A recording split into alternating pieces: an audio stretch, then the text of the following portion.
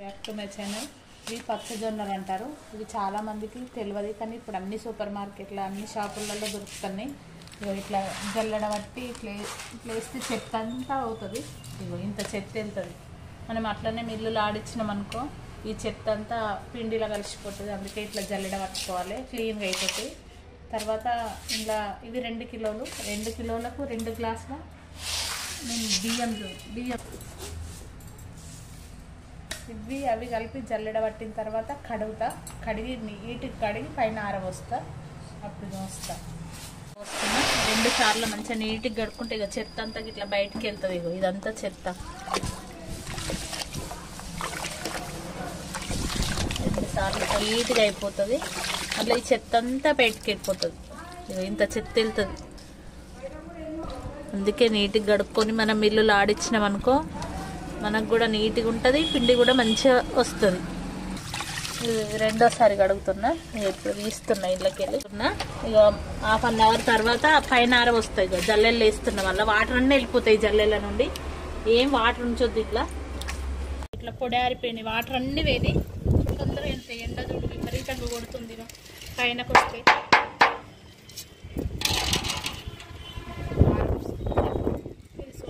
పంటలు పెడతాయి, ఇక కొంచెం ఎగిరిపోకుండా ఉంటుందని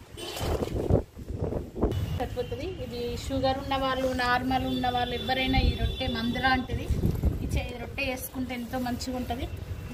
జల్లెడ పట్టంగా మిగిలినవి అంతా కింద మంచిగానే ఉన్నాయి. పావురాలు మాకు పైన బాగా వస్తాయి, అవిటి కోసం పోస్తున్నా. అంత పైకి ఎక్కి ఎండలో వస్తుండు పావురాల కోసం. వాటర్ కూడా పెడుతున్నాం, పాపం అవి ఎండాకాలం కదా ఇబ్బంది అవుతుందని వాటర్ పోస్తుండు, పెడుతుండు చిప్పలల్లా. పైకి ఎక్కి అవిటికి పాపం దూపు అవుతుందని.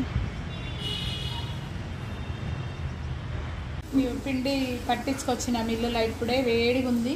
రొట్టె ఎట్లా అయ్యానో చూస్తా. ఆ రొట్టె మాత్రం ఇప్పుడు చేయట్లేదు.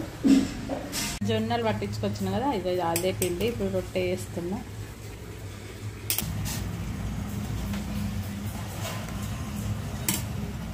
పిండి ఇట్లా తీసుకుంటే మంచిగా వస్తుంది రొట్టె. నేను చూపిస్తాను.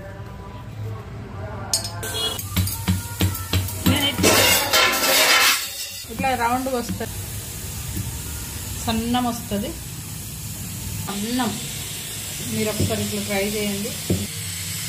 ఇట్లా ఒత్తాలి, ఎందుకంటే ఇది చపాతి వంగినట్టు ఇట్లా పొంగుతుంది. ఎప్పితే మన బట్టతో ఏదన్నా ఒక క్లాత్ ఉంది